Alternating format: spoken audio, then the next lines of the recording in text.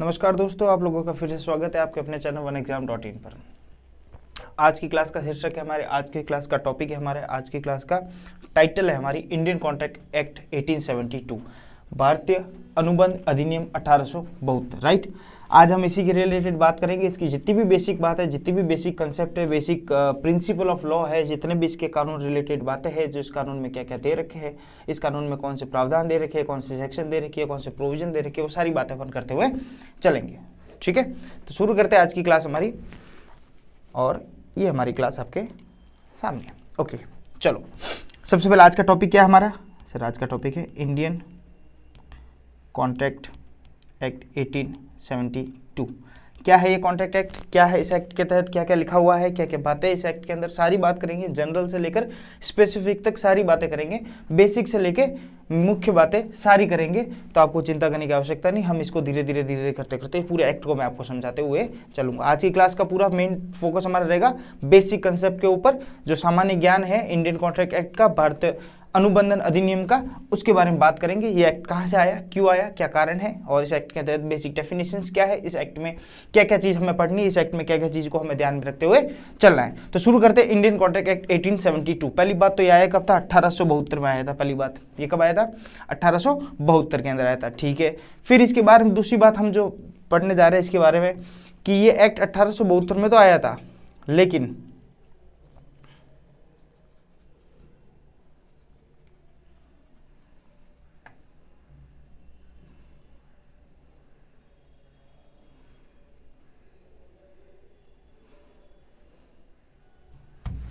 ठीक है जी, 1872 में आया था। राइट, ठीक है, हिंदी में इसको लिखते हैं, मिस्टेक हो रही है क्या? ओके, ठीक है, ये थोड़ी सी टेक्निकल इशू चल रही है। भारतीय अनुबंध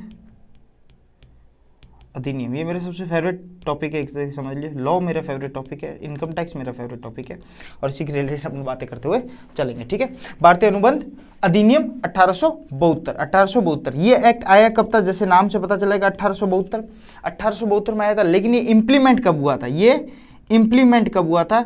ये इम्प्लीमेंट हुआ था इंडिया के अंदर 1 सितंबर 1872। 1 सितंबर 1872 को इम्प्लीमेंट हो गया था, और 1 सितंबर को पूरे भारत में लागू हो चुका था। राइट, ठीक है। क्या जरूरत पड़ी इस एक्ट की, क्यों एक्ट आया, और किसके ऊपर ये एक्ट आया है, उसके ऊपर देखिएगा, उसकी बात समझिएगा। सबसे पहली बात तो ये समझिएगा, आज के अंदर अगर डे टू डे अपन चाहे बिजनेस कर रहे हैं, चाहे पर्सनल किसी से कोई बात कर रहे हैं, या पर्सनल किसी तरीके से कोई भी डीलिंग कर रहे हैं अपन, या तो बिजनेस डील कर रहे हैं या पर्सनल डील कर रहे हैं, तो इन डील्स के अंदर चाहे बिजनेस हो, व्यवसाय के रिलेटेड हो, या पर्सनल हो, अपनी स्वयं की व्यक्तिगत हो, तो इस डील के अंदर आपको क्या करना पड़ता है? सबसे महत्वपूर्ण रहता है कॉन्ट्रैक्ट। क्या रहता है? कॉन्ट्रैक्ट, जिसको हिंदी में बोलते हैं अनुबंध। ठीक है, तो मैं कॉन्ट्रैक्ट बोलते हुए चलूंगा, तो किसी को इशू नहीं होना चाहिए। तो कॉन्ट्रैक्ट हर एक पार्ट पे, हर एक जगह, हर एक सेक्शन में, हर एक बिंदु पर बहुत ही बहुत महत्वपूर्ण है और बहुत ही बहुत जरूरी है। यानी अगर आप किसी से रेंट पर कोई घर भी लेते हो, तो आप रेंट एग्रीमेंट करवाते हो, वो भी एक तरीके से कॉन्ट्रैक्ट है। आप बिजनेस करते हो, पार्टनरशिप करते हो, वो भी एक कॉन्ट्रैक्ट है।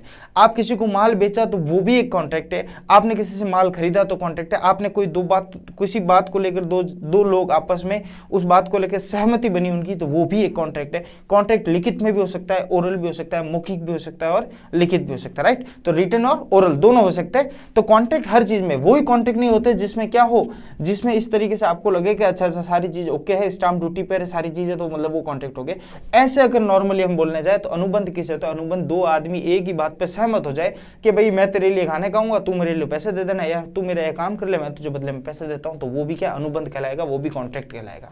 तो कॉन्ट्रैक्ट कुछ रिटर्न हो सकते हैं, कुछ ओरल हो सकते हैं, कुछ इंप्लाइड होते हैं, कहने की आवश्यकता नहीं, अपने आप ही कॉन्ट्रैक्ट हो जाता है। आप जा रहे थे, बीच में आपने आपको ऑटो दिखा, आपने हाथ दिया, ऑटो वाला रुका, आप अंदर बैठ गए, उसने मीटर डाउन किया, आप चल गए। आगे जाके आपने बोला कहाँ जाना है, कि बोरीवली जाना है, या कहीं पे भी जाना है, फॉर एग्जाम्पल मुंबई की बात करें और दूसरी जगह की बात करें, जयपुर की बात करें, तो आपने कोई जगह का नाम ले लिया, आपको वहां उतार दिया, और आप उतरते वहां से रवाना हो गए और अपनी जगह पर निकलने लगे, तो क्या वो आपको जाने देगा? नहीं, पीछे से पकड़ेगा आपका कॉलर और खींच के वापस आपको उल्टा करके लाएगा और बोलेगा दू क्या, पैसा कहाँ है? तो आप बोलोगे कि भाई पैसा किसने बोला? मैंने तो जैसे कोई ऐसा कॉन्ट्रैक्ट हुआ ही नहीं हमारे बीच में ऐसा कोई कॉन्ट्रैक्ट हुआ ही नहीं कि मैं आपको पैसे दूंगा। तो उसने बोला कि कॉन्ट्रैक्ट करने की आवश्यकता नहीं, उसके लिए लिखा पढ़ी करने की आवश्यकता नहीं। मैंने गाड़ी रोकी, तू गाड़ी में बैठा। उसने बोला मैं तो वहाँ खड़ा था, तूने गाड़ी रोकी क्यों? तूने रोकी तो मैंने पैर आगे फैलाया, आगे लाया तो तेरी गाड़ी में बैठ गया। तू अपने आप मुझे पूछा कहाँ जाना है, मैंने बोल दिया वहाँ जाना है, और तूने वहाँ जाके मुझे ड्रॉप कर दिया। तो क्या यहाँ पर तूने ड्रॉप कर दिया, तूने पैसों की तो बात की नहीं, वहाँ उतरने के बाद तू बोलता है 80 रुपये लाओ, 100 रुपये लाओ, तो वो मेरा कोई जिम्मेदारी नहीं बनती, मैं उसको पैसे नहीं दूंगा। तो इस तरीके की बेवकूफ़ी बातें अगर आपने की तो वो देगा 2 गुद्दी में, और जब 2 गुद्दी में देगा तब आपके अकल ठिकाने आएगी और आप उसको पैसा देके वहाँ से निकलोगे। कहने का मतलब ये कहा जाता है इम्प्लाइड कॉन्ट्रैक्ट। इम्प्लाइड कॉन्ट्रैक्ट मतलब आपको हर बार कॉन्ट्रैक्ट में किसी तरीके से लीगल डॉक्यूमेंटेशन करने की आवश्यकता नहीं होती। कुछ कॉन्ट्रैक्ट ऐसे होते हैं जो आपकी हरकतों से या आपके कुछ ऐसे कारनामे या आपके ऐसे कुछ सिग्निफिकेंट इफेक्ट से, आपने कुछ ऐसा काम किया, उससे भी वो कॉन्ट्रैक्ट में आप अंदर आ गए। जैसे फॉर एग्जांपल ट्रेन जा रही है और आप रेलवे स्टेशन पे गए और आप उस ट्रेन के अंदर बैठ गए, या फिर बस जा रही है, कोई रूट की बस है आपके, रूट नंबर 10, 7, 8, 10 जो भी आपके शहरों में जो रूट चलता है, उस पर्टिकुलर रूट की बस जा रही थी, आप उसके अंदर बैठ गए, बस चली, आप जाके अगले चौराहे पर जाके उतर गए, अगले चौराहे पर जाके आप उतर गए, और जैसे आप उतरे, आप जैसे उतरने लगे, जैसे आपने एक पैर बाहर निकाला, पीछे से कंडक्टर ने वो स्कीम में आपकी क्या पकड़ी, कॉलर पकड़ी, उल्टा घुमाया और बोला भैया कहाँ जा रहे हो? तो आपने बोला भाई मैं तो रोड पे खड़ा था, रोड किसी की तो हो नहीं सकती, ये तो सबकी है, रोड पे मैं वहाँ खड़ा था, तेरी बस आके रुकी, मैं अंदर चढ़ा, तो फिर आगे जाके जहाँ मुझे उतरना है मैं उतर गया, कॉन्ट्रैक्ट कहाँ हुआ कि मैं तुझे इसके बदले में पैसा दूंगा? उसने बोला कि नहीं। फिर वो क्या करेगा, 2 गुद्दीम देगा, और उसके बाद आपको बताएगा कि देखो भैया कॉन्ट्रैक्ट ऐसे होता है, कॉन्ट्रैक्ट ऐसे होता है, मेरा यहाँ से वहाँ जाना रूट फिक्स है, जब आप बस के अंदर चढ़ गए दैट मीन्स आपने ऐसी कोई हरकत की, अंदर चढ़ना ही आपकी क्या होगी, हरकत होगी। अगर आप वहीं खड़े रहते तो मैं आपसे पैसा नहीं मांगता, लेकिन जैसे ही आप बस के अंदर चढ़े, आपने ऐसी कोई हरकत की, यानी चढ़ने की हरकत की, दैट मीन्स आप एक कॉन्ट्रैक्ट के अंदर आ गए। यानी मैं वहां जा रहा था, मैंने कहा आप चलोगे क्या, ये मेरा ऑफर था, आपने बोला कि बिल्कुल, जैसे आप बस में चढ़े आपने मेरे ऑफर को कर लिया एक्सेप्ट, और मेरे ऑफर को एक्सेप्ट करते हमारे बीच में हो गया कॉन्ट्रैक्ट, एक एग्रीमेंट हो गया। और अब आप जहां अपनी डेस्टिनेशन है, जहां आप जाना चाहते हो, प्रस्तावित जगह पे मैंने आपको उतार दिया, उसके बदले में मैं लूंगा आपसे कंसिडरेशन, यानी आपसे लूंगा पैसा, तो वो पैसा मुझे आप दे दीजिए और यहाँ से आप चले जाइए, नहीं तो 2 और पड़ेगी।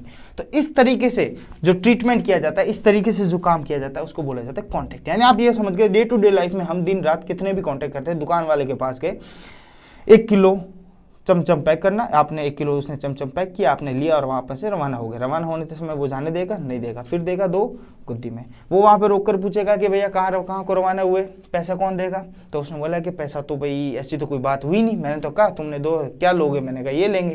किसी के घर पे जाते हैं बोलते क्या लोगे, कि चाय लेंगे, तो चाय लेने के बाद पैसे थोड़े मांगते वो।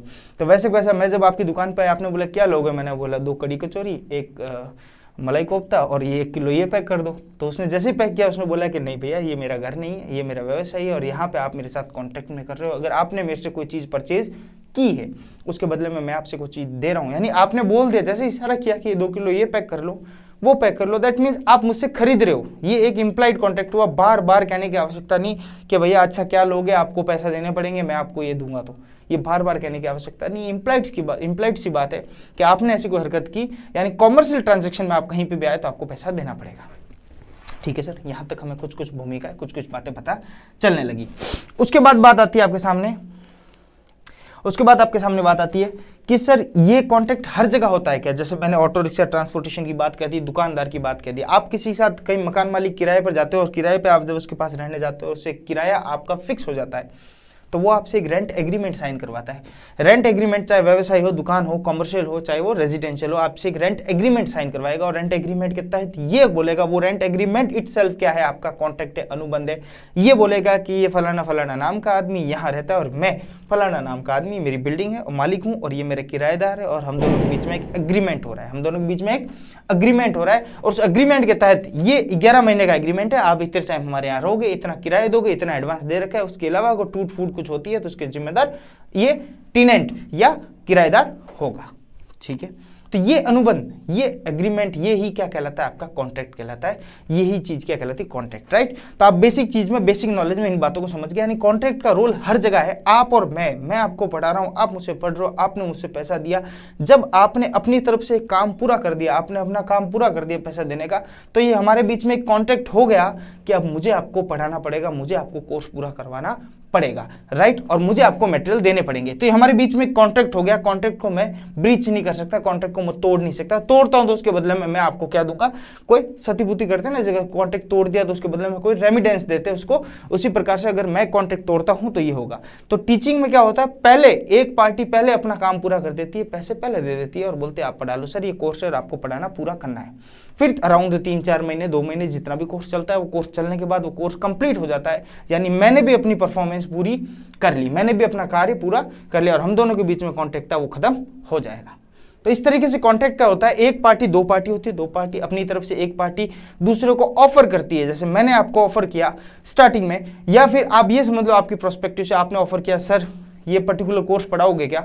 मैंने कहा ओके यस पढ़ा सकते हैं, लेकिन आपको इतना इतना यहाँ पे पैसा देना पड़ेगा, जमा करवाना पड़ेगा। आपने वो पेमेंट कर दिया, दैट मीन्स आपका और मेरे बीच में कॉन्ट्रैक्ट हो गया, आपका और मेरे बीच में कॉन्ट्रैक्ट हो गया।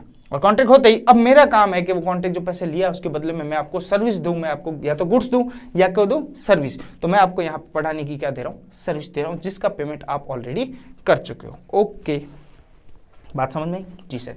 अब समझते हैं, पर्सनल लाइफ हो या बिजनेस लाइफ हो, डील हो, जहां पे भी डील हो वहां कॉन्ट्रैक्ट का आना अनिवार्य है। रूटीन वर्क है ये कॉन्ट्रैक्ट आना, यानी एक तरीके से क्या है, ये एक तरीके से आपका रूटीन वर्क है, रूटीन मैटर है, रोज आता है, रोज का काम है, ठीक है, रूटीन बिजनेस है, रूटीन मैटर है, राइट। तो इसके लिए कोई आपको नई चीज करने की जरूरत नहीं है, दिन रात जो आप काम करते हो उसके अंदर ये आता ही आता है, ठीक है।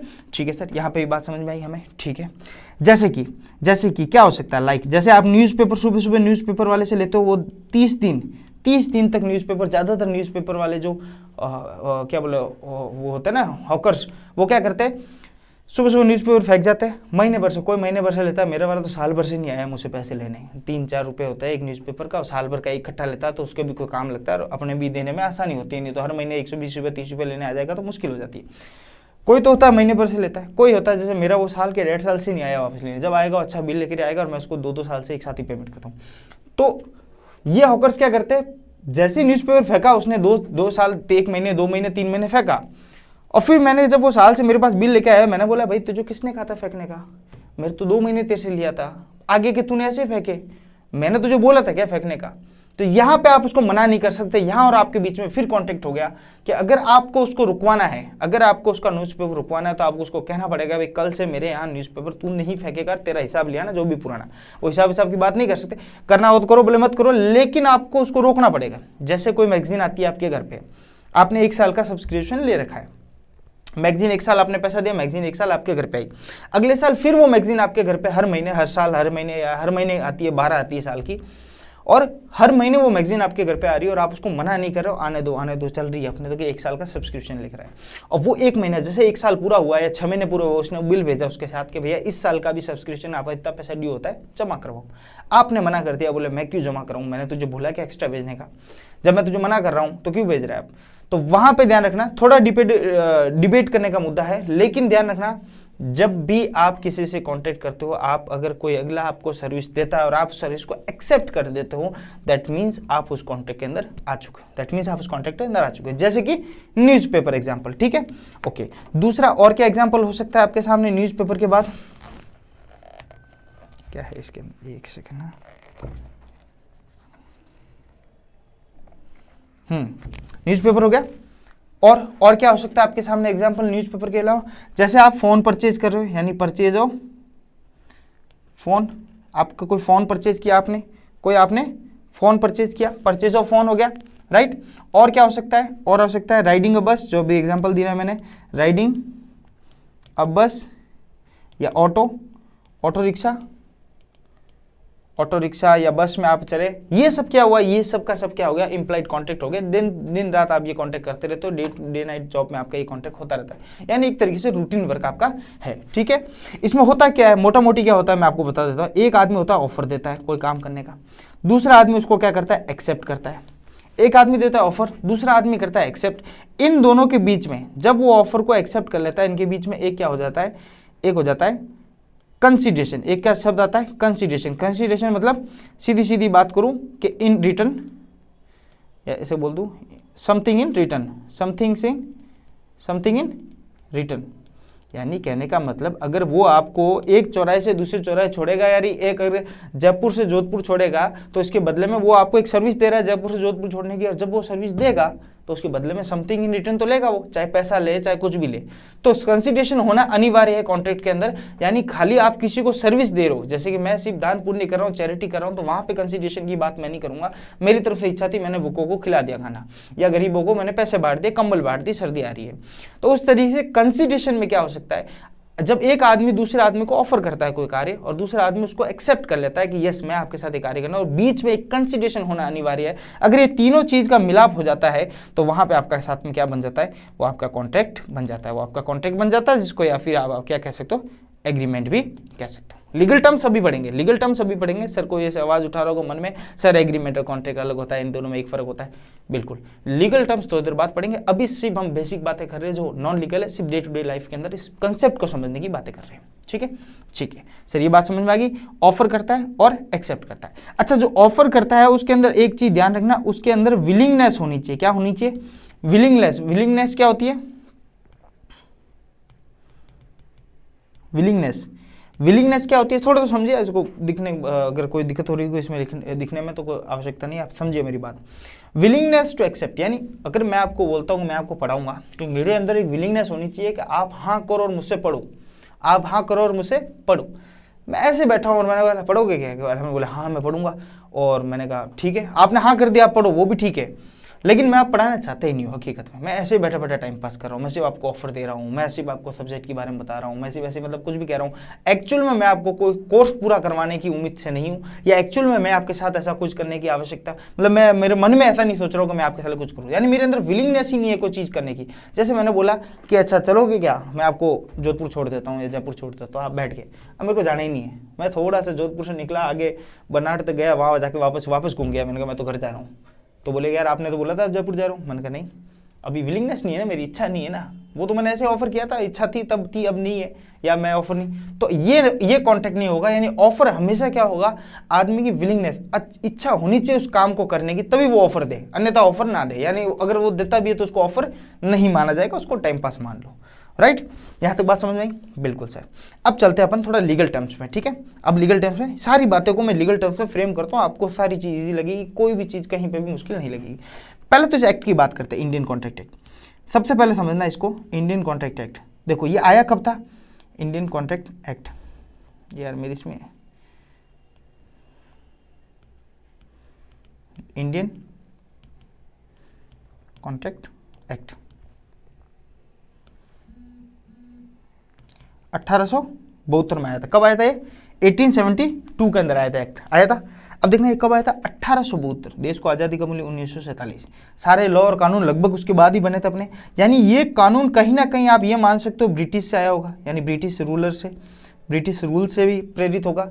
यानी ब्रिटेन में जो, इंग्लैंड में जो इसके कॉन्ट्रैक्ट के रिलेटेड जो एक्ट है तो उसको बोला जाता है कॉमन लॉ। वो क्या बोलते हैं इसको बोलते हैं कॉमन लॉ। कॉमन लॉ के तहत वो बोलते हैं, कॉमन लॉ में इनमें सब कुछ आ जाता है, इंडियन कॉन्ट्रैक्ट एक्ट भी आ जाता है, sale of the goods act भी आ जाता है, पार्टनरशिप भी आ जाता है, सारे लॉ उस कॉमन लॉ के अंदर आ जाते हैं। ठीक, तो 1872 में इंडियन भारतीय अनुबंध कानून लाया था, अधिनियम लाया था। कब? जब अंग्रेजों का राज अपने साथ था। ठीक है सर। फिर इस कानून में क्या हुआ, इस कानून के अंतर्गत याद रखना, इस कानून के अंतर्गत सारे के सारे एक्ट आते थे। कौन से जो अभी हम पढ़ रहे हैं, एक तो पढ़ रहे इंडियन कॉन्ट्रैक्ट एक्ट पढ़ रहे 1872, फिर एक आता है आपका the sale of the goods act, sale of the goods act 1930, फिर आपके सामने आता है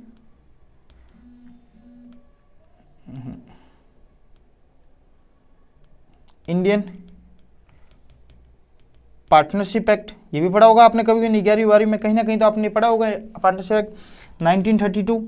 ये तीनों के तीनों एक्ट जो है ना, ये पहले तीनों के तीनों एक्ट एक में हुआ करते थे और उसको बोलते थे हम Indian contract act, Indian contract act. फिर इस इंडियन कॉन्ट्रैक्ट एक्ट 1872 को क्या किया गया, तो विभाजन किया गया, तोड़ा गया, और तोड़ने के बाद 3 कानून निकाले गए। एक तो निकाला गया खुद इसके अंदर जो सेक्शन है वो रखी गई इसी नाम से, कुछ उसमें से पोर्शन निकाल गया, sale of the goods act अलग ही कर दिया, यानी गुड्स को बेचान का जो कार्य है, जो सेल करने का कार्य है, वो पूरा एक्ट अलग ही बना दिया, sale of the goods act 1930। और इंडियन पार्टनरशिप एक्ट, जो पार्टनरशिप रिलेटेड जितने भी कॉन्ट्रैक्ट होते हैं उनको 1932 करके एक एक्ट अलग बना दिया। अब ये बात समझना, इन तीनों एक्ट के अंदर कॉन्ट्रैक्ट कॉमन है, कॉन्ट्रैक्ट कॉमन है, अनुबंध तीनों में होता है। चाहे आप किसी को माल बेचो, चाहे आपको क्या करो उसके साथ पार्टनरशिप करो, चाहे नॉर्मल कॉन्ट्रैक्ट जो अपन दिन रात करते हैं उन सब के अंदर ही और इन सब के अंदर कॉन्ट्रैक्ट एक कॉमन है, यानी कॉन्ट्रैक्ट है। तो याद रखना ये किसका पार्ट था, ये इंडियन कॉन्ट्रैक्ट एक्ट 1872 का पार्ट था। फिर इन तीनों को अलग अलग किया गया। अलग अलग कब किया गया, तो सीधी सी बात है 1930 आया था तब इसको अलग करके बाहर फेंका, फिर 2 साल बाद इसको बाहर फेंका। ठीक है, कुछ सेक्शन इसके अंदर डाल दी, कुछ सेक्शन उसके लिए नया एक्ट बना दिया। ठीक है सर, अभी समझते आगे। चलो अब इंडियन कॉन्ट्रैक्ट एक्ट की बात करते हैं। अपन को पढ़ना ये है इंडियन कॉन्ट्रैक्ट एक्ट। अभी अपने सामने अपना टाइटल क्या है, ये है, तो सिर्फ इसकी बात करेंगे। ठीक है, बाकी सेक्शन की, बाकी लेक्चर्स में, बाकी टॉपिक्स के अंदर इनकी बात करेंगे अपन। ठीक है, सारे मैं ही पढ़ाऊंगा आपको, sale of the goods act और पार्टनरशिप और सारे मैं ही पढ़ाऊंगा। ठीक है, जितना भी एक्ट है मैं सारे पढ़ाने की कोशिश करूंगा। और बच्चे कुछ है जो कंपनीज लॉ, इस तरीके से कंपनीज एक्ट का बेसिक मैं पढ़ा दूंगा, बाकी जो डिटेल है वो सब संदीप सर पढ़ाएंगे आपको। ठीक है, चलो इंडियन कॉन्ट्रैक्ट एक्ट 1872 1872 को समझते क्या है। देखो इसके अंदर कुछ तो है general principle of law. General principle of law कौन सी, जो 1 से लेकर 75 तक, 1 से लेकर 75 तक। कई रिक्रूटमेंट एग्जाम में कई जगह सिर्फ इतना ही एलिजिबल है, 175 तक जो जनरल बेसिक चीजें वो अपन समझते हुए चलेंगी। होती कोशिश इस वीडियो में पूरा हो जाएगा, नहीं हुआ तो पार्ट 2 लेकर आऊंगा, नहीं तो इसी वीडियो में सारी चीज एक्सेप्ट करवाते जाऊंगा। ये ज्यादा लंबा हो जाएगा वीडियो, जैसे 20 मिनट का होगा 20 मिनट और चलेगा। चलो नेक्स्ट वीडियो को लाऊंगा, पार्ट 1 और पार्ट 2 के अंदर ये जनरल प्रिंसिपल ऑफ लॉ इसको मैं कंप्लीट कर दूंगा 1 से लेकर 75 सेक्शन तक। राइट, ठीक है सर। और मेरे हैंड रिटन नोट्स भी है लेकिन इंग्लिश में हैंड रिटन नोट्स है जो कि पूरे सेक्शन वाइज है, पूरे इंडियन कॉन्ट्रैक्ट एक्ट का, वो भी मैं आपके साथ में शेयर कर दूंगा। ठीक है, general principle of law, general principle of law यानी इस इंडियन कॉन्ट्रैक्ट एक्ट को हम बांटते हैं। जनरल प्रिंसिपल लॉ आ गया 1 से लेकर 75 तक। ठीक है, फिर आते हैं आपके सामने special kind of law, special kind of contract. इसका थोड़ा बड़ा वर्जन आ जाएगा। स्पेशल काइंड ऑफ कॉन्ट्रैक्ट में क्या क्या आएंगे, स्पेशल काइंड ऑफ कॉन्ट्रैक्ट में आ गए जैसे contract of इंडेमनिफाई, contract of indemnity and guarantee, जो कि आएगा आपका सेक्शन, इसका कितना कंट्रीब्यूशन है 124 से लेके 147 तक। फिर आ जाएगा और स्पेशल काइंड ऑफ कॉन्ट्रैक्ट क्या होता है, contract of bailment and pledge, जो गिरवी रखते हैं ना अपन, वो भी तो कॉन्ट्रैक्ट होता है। आखिर किसके पास बेलमेंट, बेल के रूप में गिरवी ग्रुप में रखोगे वो सब कॉन्ट्रैक्ट है, सब पढ़ेंगे अपन, डिटेल में पढ़ेंगे, कोई दिक्कत नहीं। सेक्शन 148 से लेकर 47 तक यहाँ आ गया, 148 से लेकर कहाँ गया 181 तक ये आ गया इसके अंदर। ठीक है, मैं इसका पूरा डिस्ट्रीब्यूशन कर रहा हूँ आपको, इंडियन कॉन्ट्रैक्ट को पूरा तोड़ के बता रहा हूँ कहाँ डाला गया क्या। ठीक है, जितना आपका रेलिवेंट है उतना याद रखिएगा, बाकी कोई दिक्कत नहीं। Contract of agency, contract of agency, जो एक दूसरे प्रिंसिपल और एजेंट होता है ना, जो प्रिंसिपल होता है और एजेंट होता है उनके बीच में एजेंसी का रिलेशन होता है, उसके बारे में बात करेंगे। उसमें दे रखा है सेक्शन नंबर आपके 182 से लेकर 238 तक, ये देखिएगा। तो क्या सर 238 तक खत्म हो जाता है सेक्शन, नहीं, उसके आगे भी है। देखना 1 से लेकर 75 तक तो यहाँ गया जनरल प्रिंसिपल लॉ, जो अपन इसी क्लास में और पार्ट 2 में खत्म करके जाएंगे। ठीक है सर, फिर 75 के बाद सीधा जंप मारा 124 पर, 124 से लेकर 147 तक इंडेमनिफाई गारंटी, इसके रिलेटेड सारी बातें उसी के अंदर सेक्शन को पूरा डाल रखा है। यानी इंडेमनिटी क्या होता है, कॉन्ट्रैक्ट ऑफ इंडेमनिटी क्या होता है, गारंटी का कॉन्ट्रैक्ट क्या होता है, श्योरिटी कॉन्ट्रैक्ट की सारी बात करेंगे अपन। फिर contract of bailment and pledge, तो वो देखो 147 के बाद 148 से लेकर 181 तक यहाँ डाल रखा है। फिर 182 यहाँ से लेकर 182 से 238 तक एजेंसी की बात कर रखी है। कॉन्ट्रैक्ट ऑफ एजेंसी में क्या होता है, क्या उनकी राइट्स है, क्या ड्यूटीज है, क्या काम है, सारी बात उसके अंदर कर रखी है सेक्शन वाइज। राइट, तो सर इसके बीच का सेक्शन कहाँ गया 75 से लेकर, यानी 76 से लेकर 123 तक का सेक्शन कहाँ गया, तो समझिएगा जो सेक्शन आपका बीच में गायब हुआ, सेक्शन नंबर 76 से लेकर कितने 123 तक का, ये गायब करके इन्होंने बना दिया कहाँ है पे कॉन्ट्रैक्ट ऑफ, या ऐसा समझ लो sale of the goods act बना दिया। यहां से बीच में से इतने सेक्शन को काट के इन्होंने sale of the goods act 1930 अलग से सेक्शन एक्ट बना दिया, अलग ही कार्रवाई कर दी, अलग ही सिस्टम कर दिया उसका। ठीक है, और इसके 238 से आगे तो उसने क्या किया 239 से लेकर लास्ट आपका 266 तक ये सेक्शन जाती है जहाँ तक, उसमें कर दिया इंडियन पार्टनरशिप एक्ट। क्या करते हैं, इंडियन पार्टनरशिप एक्ट, जो आप पढ़ते हो इंडियन पार्टनरशिप एक्ट, उसको यहीं से उठाया गया, इसकी 239 सेक्शन से लेके 266 तक, तो इसको अलग ही सेक्शन बना दी, अलग एक्ट बना दिया, और यहाँ से सेक्शन उठा के यहाँ पे अलग एक्ट बना दिया। तो क्या सर उस एक्ट के अंदर ये लिखा होगा कि अगर इंडियन पार्टनरशिप एक्ट के अंदर कोई चीज़ लिखी होगी कि ये फलाना फलाना पार्टनर या इसका ये रहेगा जो भी रूल्स है रेगुलेशन, तो क्या ये लिखा हुआ आएगा 239 under section of 239 of Indian contract act या इंडियन पार्टनरशिप एक्ट, ऐसे लिखा हुआ आएगा 1932? नहीं, जब सेक्शन ही अलग कर दिया, जब एक्ट ही अलग कर दिया, तो अब यहां से काउंटिंग होगी 1 से स्टार्ट। कहां से होगी, 1 से। तो यहां पे लिखेगा section 1 of Indian contract act, Indian partnership act, Indian partnership act 1972। इस तरीके से जो भी वहाँ पे सेक्शन में, जो भी उस एक्ट के अंदर सेक्शन को बांटा गया है, इस तरीके से। पर उठाए सेक्शन सारे यहाँ से गए हुए, और भी कुछ उसमें एड ऑन किया गया, लेकिन उठाए यहाँ से गए हुए, समझे। तो यहाँ पे मैंने आपको पूरा बता दिया कि भाई किस तरीके से इसका डिस्ट्रीब्यूशन कर रखा है अपने, क्या बोलते हैं, इंडियन कॉन्ट्रैक्ट एक्ट का, देखिएगा, ठीक है। समझे मेरी बात, इजी हुआ, थोड़ा समझ में आ जाऊंगा, एक एक्ट के बारे में पता चला, अपने उसको तोड़ा मरोड़ा, ठीक है। अब अपन पढ़ेंगे जो कितना, वो जो अपन पढ़ने वाले वो अपना है सेक्शन 1 से लेकर 75 तक। जितनी भी बातें मैं करूंगा वो सारी की सारी बातें 1 से 75 के अंदर सारी की सारी इंक्लूड है, सारी की सारी इंक्लूड है, ठीक है सर। तो स्टार्ट करें, किसकी देरी, किसका इंतजार, ठीक है। अब छोटी छोटी बातें जो अभी मैंने सारी बातें की उसी के रिलेटेड, ये तो थोड़ी सेक्शन का मैंने प्रारूप बता दिया, पूरे एक्ट का प्रारूप बना दिया, किस तरीके से भूमिका बांधी उसकी। अब जो भी मैंने बातें की उन बातों को समझते हैं। सबसे पहले मैंने बोला कि एक आदमी क्या करता है, ऑफर करता है, क्या करता है, ऑफर। ये कहाँ दे रखा है, ये सेक्शन 2A के अंदर दे रखा है, किसके अंदर दे रखा है, सेक्शन 2 के सब सेक्शन A के अंदर। क्या सेक्शन याद रखनी है सर, याद रखे, जो मैं कह रहा हूँ वो याद रख लो, बाकी कोई इतनी विशेष में याद कराने वाला भी नहीं है आपको, ठीक है। सेक्शन 2 सब सेक्शन A ये याद रखनी है आपको, ठीक है। ऑफर, इसमें क्या करता है आदमी, ऑफर करता है, इस सेक्शन में लिखा हुआ ऑफर। ऑफर का दूसरा नाम हम क्या कह सकते हैं, प्रपोजल, क्या बोल सकते हैं, प्रपोजल। प्रपोजल यानी प्रस्ताव, प्रपोजल यानी प्रस्ताव, राइट। मतलब क्या हुआ, एक आदमी किसी को ऑफर देता है, किसी को बोलता है क्या ये कार्य करोगे आप, क्या आप मुझसे कोचिंग पढ़ोगे, आप बोलोगे क्या सर मेरा कोर्स करवाओगे। जो भी आदमी पहले तरफ से पहल करता है, प्रस्ताव रखता है, उसको बोला जाता है ऑफर। ऑफर बोला जाता है, जो वो रखता है उसको प्रस्ताव को ऑफर बोला जाता है, या प्रपोजल बोला जाता है, या रखने वाले को क्या बोला जाता है, उसको ऑफरर बोला जाता है, ठीक है। क्या बोला जाता है, ऑफरर। पहली बात जो मैंने आपको बताई थी, स्टार्टिंग में बता दी थी कि विलिंगनेस होना चाहिए उसके अंदर, विलिंगनेस टू डू।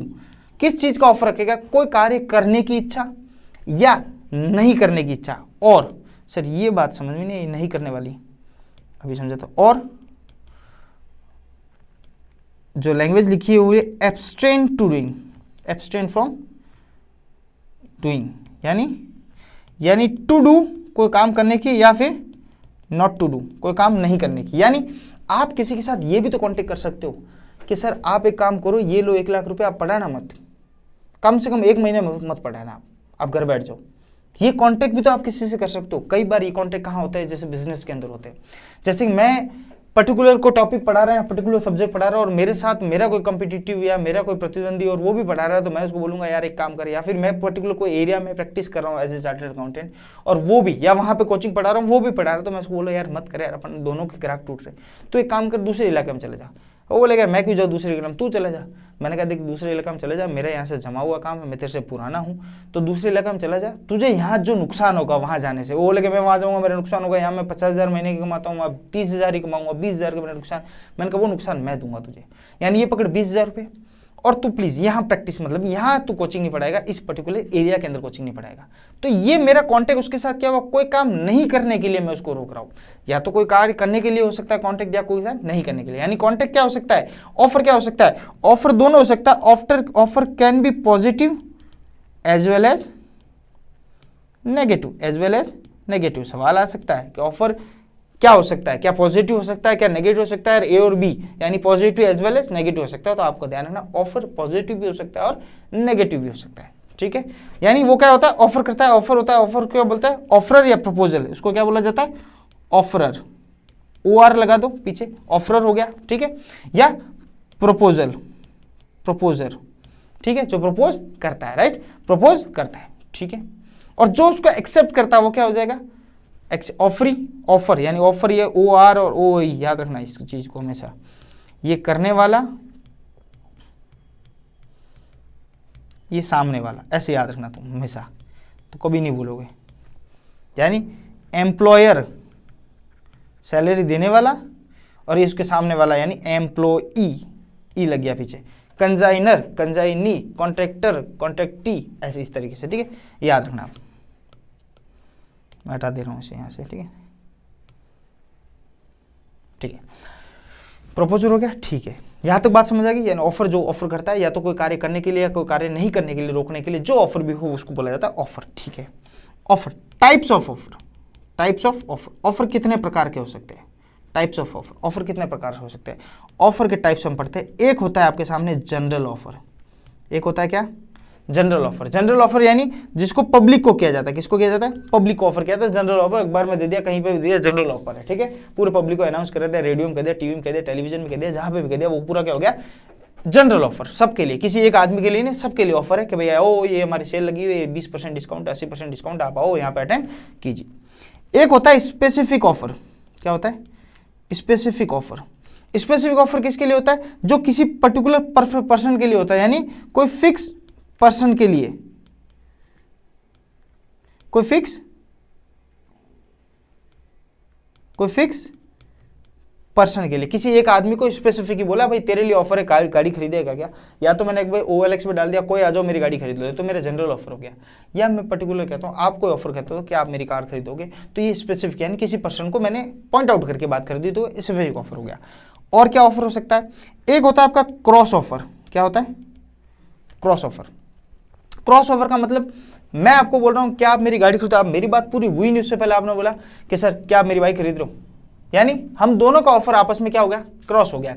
क्रॉस होते क्या हो जाएगा, कैंसिल हो जाएगा। क्या हो जाएगा, कैंसिल। यानी मैंने अपनी गाड़ी खरीदने की बात की और एट द सेम टाइम आपने बोला सर मेरी बाइक खरीदोगे क्या, तो यहाँ पे हम दोनों ने अपने एक दूसरे को ऑफर को पूरा होने ही नहीं दिया और हमने एक दूसरे को क्रॉस ऑफर टेक दिया। और जब क्रॉस ऑफर टेक देते हैं या बोल देते हैं, तब क्या हो जाता है, हम एक दूसरे को क्या कर लेते हैं, एक दूसरे को ऑफर को इग्नोर कर लेते हैं। तो यहाँ पे सीधी सी बात लिख दूं मैं, इग्नोर अदर ऑफर। जब आप अगले के ऑफर को इग्नोर कर लेते हो तो उससे बोला जाता है क्रॉस ऑफर। ठीक है, ठीक है। ये छोटी छोटी बातें मैं नीचे क्यों रख रहा हूँ, हमेशा इतनी सी बातों से आपको याद आ जाएगा, इतनी सारी आपको ये क्या बोले वो थ्योरी पढ़ने की आवश्यकता नहीं पड़ेगी। ठीक है, ओके सर। एक होता है आपके सामने काउंटर ऑफर। क्या होता है, काउंटर ऑफर। ये क्या हुआ, जैसे मैंने बोला क्या आप मेरी कार खरीदोगे क्या 5 लाख रुपए में, आपने बोला बिल्कुल सर खरीद तो लूंगा, लेकिन क्या आप अपनी कार बेचोगे 4 लाख रुपए में। जैसे ही मैंने आपके ऑफर के ऊपर काउंटर मारा मतलब मैंने अपना ऑफर ऊपर आपके ऊपर मारा। यहाँ क्रॉस ऑफर नहीं है, ये क्या है, काउंटर। पूरे ऑफर मेरा सुना आपने पहले कि क्या आप मेरी कार, मैंने बोला कि आप मेरी कार खरीदोगे 5 लाख रुपए में, आपने बोला यस खरीद तो लेंगे, लेकिन आपको उस कार को मेरे को 4 लाख में देना पड़ेगा। यानी क्या सर आप अपनी कार मुझे 4 लाख में बेचोगे, तो आपने मेरे ऑफर के ऊपर काउंटर ऑफर मारा। यानी एक के ऊपर दूसरा ऑफर मारते हैं तब क्या बोलते हैं, काउंटर। ठीक है, काउंटर यानी सिंपल सी बोलूं कि काउंटर रेट करना याद रह जाएगा। काउंटर ऑफर यानी किसी ने पूरा ऑफर पर, यहाँ पे ध्यान है ना, ऑफर को पूरा आपको सुनना है, उसके बाद अगले को काउंटर मारा। जब आप ऑफर सुनते ही नहीं और दूसरा मार दे तो अपनी तरफ से, तो क्या बोलता है, क्रॉस ऑफर। और एक होता है आपके सामने स्टैंडिंग ऑफर। क्या होता है, स्टैंडिंग ऑफर कह दो, कंटिन्यूइंग ऑफर कह दो, या फिर ओपन ऑफर कह दो। ये सब क्या है, ये है आपका, जैसे कि एग्जांपल लिख देता हूं, टेंडर या आपकी रिक्रूटमेंट जो नोटिफिकेशन आता है ना, वो भी ओपन ऑर्डर में आता है, कंटिन्यू ऑफर में आता है। यानी कह दिया कि फलाना डिपार्टमेंट का, यानी विद्युत डिपार्टमेंट का ये कॉन्ट्रैक्ट है जो तारीख 1 से लेकर 30 तारीख तक खुला है, जिसको भी वीट डालनी है, जिसको भी टेंडर डालना है वो टेंडर डाल सकते हैं। यानी ये ओपन ऑर्डर है, ये खुला ऑफर है, यानी ये क्या है, एक तरह की स्टैंडिंग ऑफर है, लेकिन रहेगा 1 महीने के लिए। यहाँ पर टाइम पीरियड मुद्दा करता है। टाइम पीरियड मुद्दा करने का मतलब 1 महीने के लिए क्या रहता है, स्टैंड बाय रहता है, या फिर कंटिन्यू 1 महीने के लिए कंटिन्यू है, या ये ओपन है कितने 1 महीने के लिए, यानी टाइम एक डाल दिया जाता है, लेकिन ये क्या होता है, ओपन रहता है। ये सारे पब्लिक के लिए भी होता है, पूरी पब्लिक के लिए होता है, या फिर उसके अंदर डाल दिया जाता है। जैसे रिक्रूटमेंट की बताऊं, यानी आप पर्टिकुलर नौकरी के लिए एलिजिबल हो, जो बंदे एलिजिबल है 1 महीने के भीतर फॉर्म भर ले, लेकिन ध्यान रखना बीकॉम में 60% चाहिए। यानी यहाँ पे मैंने ऑन पब्लिक नहीं बोला और 60% क्या बोल दिया, वो बच्चे जिनका बीकॉम में 60% है वो आके यहाँ पे फॉर्म भर सकते हैं। तो इस तरीके से क्या हो सकता है, ये स्टैंडिंग या क्या सर पब्लिक नोटिस, जो पब्लिक ऑफर है, जो जनरल ऑफर है, क्या जनरल ऑफर स्टैंडिंग ऑफर हो सकता है, बिल्कुल हो सकता है। जनरल ऑफर क्या हो सकता है, स्टैंडिंग ऑफर हो सकता है। क्या sir standing offer particular offer हो सकता है, यानी किसी एक पर स्पेसिफिक हो सकता है, तो बिल्कुल हो सकता है। स्टैंडिंग ऑफर स्पेसिफिक ऑफर भी हो सकता है, यानी 2-3 ऑफर साथ में इंक्लूड भी हो सकते हैं, राइट। तो ये याद रखना, टाइप्स ऑफ ऑफर कितने प्रकार के होते हैं। ठीक है, अब आपके सामने एक सेक्शन आता है, सेक्शन 2A पढ़ लिया था अपन पढ़ते 2B। याद रखने में कोई दिक्कत, A के बाद B। सारी की सारी जितने भी एक्ट है दुनिया में, जितने भी अधिनियम है, उन सब की डेफिनेशन सेक्शन 2 के अंदर दे रखी है। चाहे कंपनीज उठा लो, चाहे इनकम टैक्स उठा लो, चाहे GST उठा लो, चाहे कुछ भी उठा लो, चाहे इंडियन कॉन्ट्रैक्ट एक्ट उठा लो, सेक्शन 2 के अंदर क्या स्पेशल रखा हुआ है उसको डेफिनेशन के लिए। तो सेक्शन 2B के अंदर दूसरी बात आती है आपके एक्सेप्टेंस। पहला हमने पढ़ लिया ऑफर, अब हम पढ़ते हैं एक्सेप्टेंस। एक्सेप्टेंस को हिंदी में कहते हैं स्वीकार करना। क्या करना, स्वीकार करना। 2 बातें समझाता हूँ, डेफिनेशन समझाता हूँ, फिर आगे की बात करते हैं। ठीक है, क्या है एक्सेप्टेंस, के the person to whom proposal वो जो प्रपोजल अभी हमने पढ़ा वो ऑफर जिसको दिया जाए वो ही क्या करेगा, उसको एक्सेप्ट करेगा। क्या उसके बिहाफ पे कोई दूसरा आदमी एक्सेप्ट कर सकता है? नहीं। जिसको ऑफर दिया है, जिस बात को लिखा है वही, जैसे मैंने बोला कि ये टेंडर खुला है, आके कोई आदमी टेंडर भरता है, तो ये क्या हुआ, उसने मेरे ऑफर को क्या कर लिया, एक्सेप्ट कर लिया। क्या कर लिया? एक्सेप्ट। ठीक है। Offer is made signifies his assent. Signifies his assent यानी वो वहां आके अपनी स्वीकृति जताता है, स्वीकृति देता है कि भैया यस आपका जो ऑफर है। मैंने बोला क्या आप मेरी 5 लाख में मेरी कार खरीदोगे? आपने बोला यस सर मैं खरीदूंगा। मैंने बोला 5 लाख में आप खरीदूंगा? पास वाला बोला हाँ मैं खरीदूंगा। मैं तेरे लिए नया ऑफर दूंगा ना। हाँ तू खरीदेगा 5.5 लाख में? तो बोले इसके लिए 5 लाख। ये आदमी अलग है, स्पेसिफिक ऑफर दे रहा हूँ, ये मेरा स्टूडेंट है तो इसके लिए मैं अलग बोलूंगा। कोई दूसरा बाहर तुम्हारे लिए कोई दूसरा आएगा तो उसको 50,000 ज़्यादा ही करना पड़ेगा ना। तो इसलिए स्पेसिफिक ऑफर आप ही एक्सेप्ट करोगे जब आप अपनी विलिंगनेस या अपनी सिग्निफाइज कहते हैं, मुंह में गर्दन हिला देते हो, हाँ सर मैं खरीद लूंगा, मतलब एक्सेप्टेंस कर लिया आपने। क्या कर लिया? रिटर्न हो सकता है, ओरल हो सकता है, स्टाइल हो सकता है, एक्शन हो सकता है, कुछ भी हो सकता है, राइट। तो ये क्या हो गया? एक्सेप्टेंस हो गया। क्या हो गया? एक्सेप्टेंस। बिल्कुल सर, यहाँ भी बात समझ में आएगी। यानी एक्सेप्टेंस का मतलब सर सीधी सीधी बात स्वीकार करना किसी चीज को नहीं, जो ऑफर आपको दिया गया उसी ऑफर को क्या करना है? स्वीकार करना, उसको बोलते हैं एक्सेप्टेंस, उसको बोलते हैं एक्सेप्टेंस। ठीक है। एक और बात यहाँ पे ध्यान रखना, धीरे धीरे देखो सारी बात बता देता हूँ। जब व्हेन प्रपोजल या ऑफर, जो भी ऑफर या प्रपोजल दोनों में से कोई भी नाम कह सकता हूं, इज एक्सेप्टेड, जब वो क्या हो सकता है? एक्सेप्टेड, एक्सेप्ट हो गया, देन इट बिकम प्रॉमिस। अब देखो अब क्या बन गया, ये क्या बन गया अपना? अब प्रॉमिस। क्या बन गया? ये प्रॉमिस। प्रॉमिस को मैं ऐसे गोले में डाल देता हूं, थोड़ा अच्छा लगेगा। क्या बन गया हमारा? प्रॉमिस बन गया। प्रॉमिस बन गया मतलब वायदा बन गया, वायदा बन गया, वायदा मतलब वादा बन गया, वादा निभाना, साथ छोड़ना जाना, वो वाला वादा। तो अब क्या हुआ? अब थूक के चाटने वाली बात होगी। कहने का मतलब मैंने आपको ऑफर दिया और आपने कह दिया यस। मैंने बोला क्या 5 लाख में मेरी गाड़ी खरीदोगे? आपने बोला हाँ खरीद लूंगा सर। मैंने कहा ओके ठीक है, डील डन, बात खत्म, ओके ठीक। अब मैं 3-4 दिन बाद मैंने आया, मैंने कहा अरे भाई वो कब दे रहा 5 लाख? ये चाबी ले, गाड़ी वाड़ी सब मस्त चकाचक धोकर की हुई है, लेगा कब? बोले सर देखेंगे, अभी तो सर कोई फिक्स नहीं है, बात करेंगे और भी गाड़ी देखेंगे। मैंने कहा ये तो थूक के चाटने वाली बात होगी। मतलब ये तो बात ये होगी कि वादा किया तूने और अब वादा तोड़ रहा है, यानी जबान वाली बात ही नहीं रही। जबान कहाँ गई? पहले लोगों की जबान होती थी, तुम्हारी जबान कहाँ गई? तो यहाँ पे उसने बोला सर जबान की बात ही कहाँ आई इतनी? आपने बोला, मैंने हाँ कह दिया, हाँ कहने से फिक्स हो गया कि बिल्कुल as per Indian contract act ये होता है कि मैंने ऑफर किया और तूने एक्सेप्ट कर लिया। एक्सेप्ट करते ही क्या बन गया? प्रॉमिस बन गया। प्रॉमिस बन गया मतलब वो अपने बीच में वादा बन गया और हमारे बीच में प्रॉमिस हो गया, ना मैं तोड़ूंगा ना तू तोड़ेगा। तो यहाँ पे क्या हो गया? प्रॉमिस। यानी ध्यान रखना प्रॉमिस कब होता है? जब ऑफर एक्सेप्ट हो जाता है, इट बिकम प्रॉमिस। वो क्या बन जाता है? वादा बन जाता है, प्रॉमिस बन जाता है। बिल्कुल। ये प्रॉमिस किस तरीके से काम करता है? तो यहाँ पे एक ऑथर हुए थे सर विलियम, ये क्यों लिखा रहा हूँ, कई बार इस तरीके से सवाल आता है किसमें? एमसीक्यू में। लिखाने की आवश्यकता तो नहीं, मैं लिखा रहा इसलिए। सर विलियम एंसन ने क्या बोला था? इन्होंने एक कोट दिया था, इन्होंने बोला था कि एक्सेप्टेंस इज टू ऑफर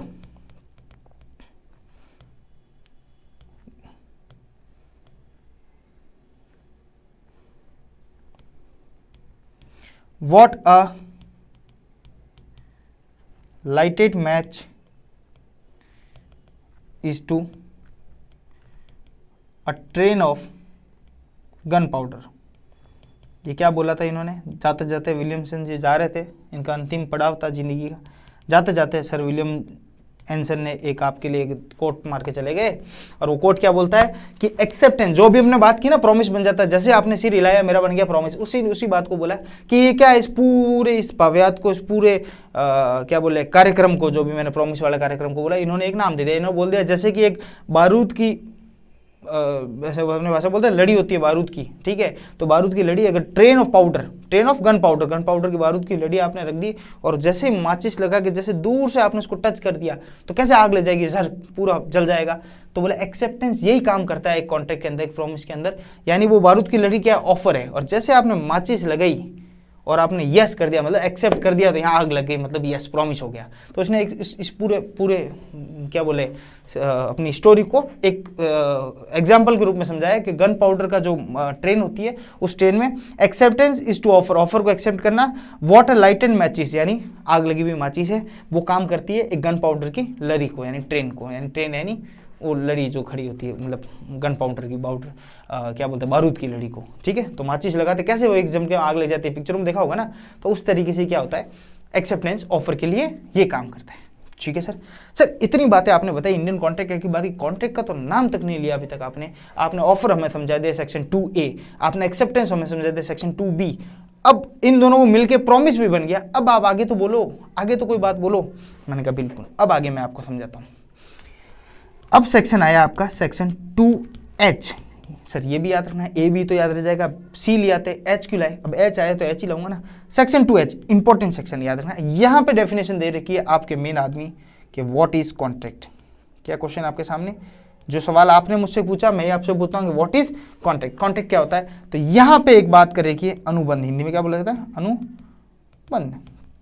तो यहाँ पे बोलते हैं सेक्शन 2H ने बोल दिया, एक सिंपल सी लाइन लिख दी उसने, बोला एन एग्रीमेंट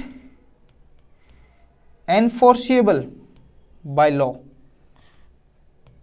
एग्रीमेंट की डेफिनेशन क्या दी थी, सीधी सीधी बोलती है an agreement enforceable by law, यानी एक ऐसा एग्रीमेंट, एक ऐसा आपके बीच में समझौता जिसको एनफोर्सिबिलिटी दे दे लॉ, कानून एनफोर्सिबिलिटी दे दे।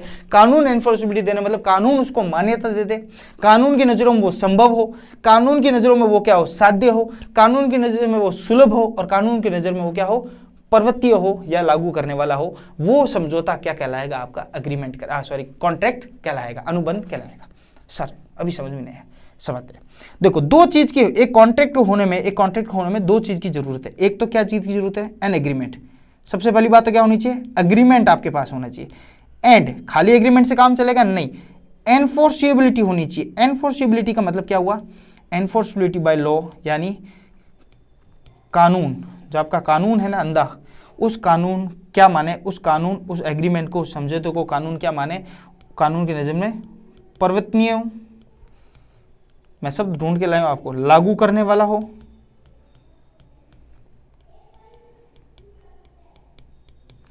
साध्य हो, संभव हो या सुलभ हो।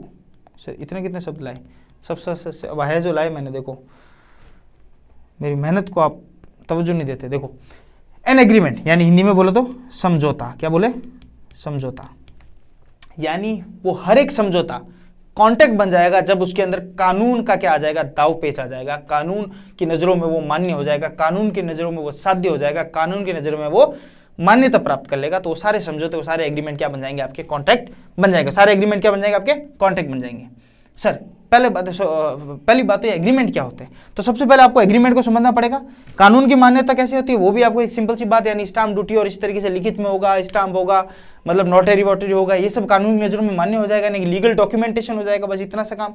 यानी एग्रीमेंट जब एक लीगल डॉक्यूमेंटेशन के रूप में बन जाएगा, जहाँ पे सारे एविडेंस हो, इस तरीके से सारा काम हो जाएगा, तो कानून की नजर में वो क्या बनाएगा, कॉन्ट्रैक्ट कहलाएगा। क्या कहलाएगा, कॉन्ट्रैक्ट कहलाएगा। तो सबसे पहले आपको समझना पड़ेगा एग्रीमेंट क्या होता है। तो उसके लिए सेक्शन डेफिनेशन देख रही है, मैंने बोला सेक्शन 2 के अंदर सारी डेफिनेशन 2E के अंदर दे रखी है, बस ये लास्ट सेक्शन याद कराऊंगा आपको, उसके बाद याद नहीं करूंगा। एग्रीमेंट 2E, सेक्शन 2E के अंदर क्या दे रखी है, एग्रीमेंट। ए कराया ऑफर, बी कराया एक्सेप्टेंस, सी कराया, सी कुछ नहीं कराया, एच कराया, ई पहले सुन लो एग्रीमेंट और फिर एच समझ। एग्रीमेंट, एग्रीमेंट में क्या लिखा डेफिनेशन में, every promise forming consideration for each other. ये क्या बात कह दी भाई इसने बोला हर वो प्रॉमिस कैसा आया था, प्रॉमिस ऑफर एक्सेप्टेंस, जब हमने बोला था ना ऑफर तुमने किया था मैंने एक्सेप्ट कर दिया, हमारे बीच में एक प्रॉमिस वादा हो गया था कि हर वो वादा जिसमें कंसिडरेशन हो, क्या हो, कंसिडरेशन यानी पैसा, कुछ, कंसिडरेशन यानी समथिंग इन रिटर्न, यानी कुछ ना कुछ हो, चाहे पैसा हो, चाहे कुछ गिफ्ट हो, या आपस में बार्टर सिस्टम हो, कुछ भी हो, समथिंग इन रिटर्न।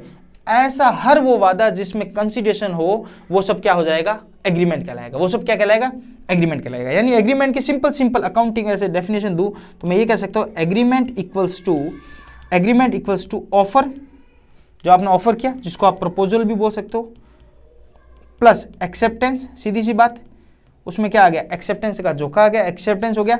यानी सिंपल सी बात, जब एग्रीमेंट प्रपोजल के बीच में एक्सेप्टेंस हो जाता है वो एग्रीमेंट कहलाता है। यानी इसको प्रॉमिस भी कह सकते हैं, एग्रीमेंट भी कह सकते हैं। सर आपने तो बताया इन दोनों को मिलकर बनता है प्रॉमिस। मैंने एक चीज और ऐड कर दी, जब प्रॉमिस में कंसीडरेशन मिलता है, जब प्रॉमिस में कंसीडरेशन मिलता है तब वो क्या कहलाएगा, एग्रीमेंट कहला जाएगा। ज्यादातर कंसीडरेशन इंक्लूड ही होता है, लेकिन अलग से इसको बताने की आवश्यकता नहीं पड़ती, लेकिन फिर भी मैं अलग से लिख रहा हूं। यानी प्रॉमिस, सिंपल ऑफर जब एक्सेप्ट हो जाए तो बन जाता है प्रॉमिस, प्रॉमिस में कंसीडरेशन का तड़का लग जाए तो बन जाता है एग्रीमेंट, सेक्शन 2E के अंदर, सेक्शन 2E के अंदर। और जब इस एग्रीमेंट के अंदर, जब ये ऊपर दिए हुए एग्रीमेंट के अंदर एक तड़का और लगा दो, एनफोर्सिबिलिटी बाय लॉ, यानी कानून की नज़रों में उसको और मान्यता दिला दो अगर तुम, एनफोर्सिबिलिटी बाय लॉ, कानून की नज़र में, तो वो क्या बन जाएगा, वो आपका कॉन्ट्रैक्ट बन जाएगा। वो क्या बन जाएगा, आपका कॉन्ट्रैक्ट बन जाएगा। ये सेक्शन कौन बोलता है, ये सेक्शन 2H बोलता है और ये सेक्शन 2E बोलता है। बोलो समझ में आया कि नहीं आया, ये बताओ। एनफोर्सिबिलिटी लॉ यानी कानून की नज़र में मान्यता, चाहे स्टाम्प पे कराओ, लीगल कराओ, किसी तरीके से मान्यता दिला दो उसको, यानी कानून की नज़र, वैसे बोलने से कानून, रिकॉर्डिंग कर लो आपस में बोलते समय, वो भी कानून की मान्यता हो जाएगी, राइट। समझे बात यहां तक। यानी कॉन्ट्रैक्ट बनने के लिए हमें क्या क्या चाहिए, कॉन्ट्रैक्ट तक जाने के लिए हमें सबसे पहले चाहिए, अगर मैं इसको इस तरीके से लिखूं, सिर्फ आपको समझाने के लिए लिख रहा हूं, यानी सबसे पहले होता है ऑफर टू,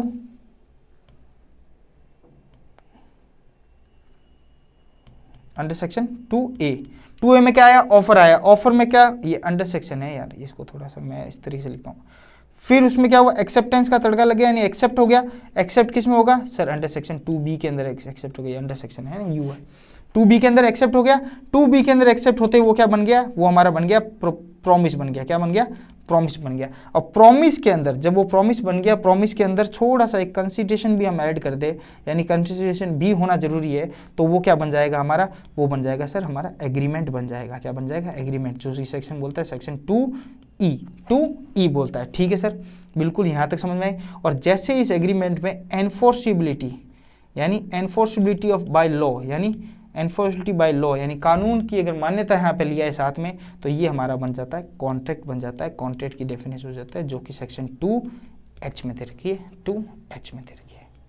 बिल्कुल सर, यहाँ तक कोई तरह की दिक्कत नहीं, किसी तरह की प्रॉब्लम नहीं, पूरी बात समझ में आ गई एकदम एग्जैक्टली, जो आप समझाना चाहते हो वो समझ में आ गई, ये मैं उम्मीद करता हूँ आपसे, चाहे आई हो या नहीं आओ। ठीक है, तो देखिएगा क्लास नंबर आज की इतनी रखते हैं, 46 मिनट की हो गई है। तो पार्ट ए में एक स्कोर थे, पार्ट 2 में मैं आगे के जो इंपॉर्टेंट प्रावधान है, जो कि जनरल प्रिंसिपल ऑफ लॉ, जो 1 से 75 के अंदर है, ये सारी बात उसी के अंदर से कर रहा हूँ, बाकी की वो मैं करते हुए चलूंगा। ठीक, तो पार्ट 2 भी लाऊंगा आपके लिए जल्दी।